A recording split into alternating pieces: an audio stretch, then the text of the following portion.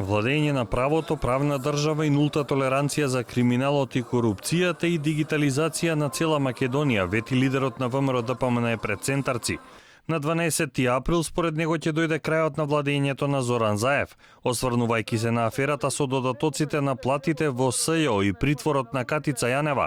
Мицкоски рече дека слугите на премиерот треба да ја запаметат сликата од специјалната обвинителка со качулката на глава и лисици на рацете.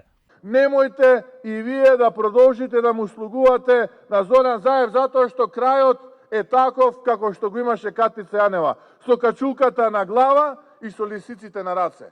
Мицкоски повторно го актуализираше предлогот, оној кој ќе победи на следните избори да има право да ја составува идната влада, а поразениот да не се крие зад пратеничкиот имунитет и да замине во политичката историја и да се соочи со сите последици. Тој што ќе победи е идниот премиер, а тој што ќе загуби заминува во политичка историја и треба да се соочи со одговорноста на сопствените политики без разлика дали тоа биле опозициони политики или дали тоа биле владини политики. Да не се криеме позади пратеничкиот мандат и позади пратеничкиот имунитет.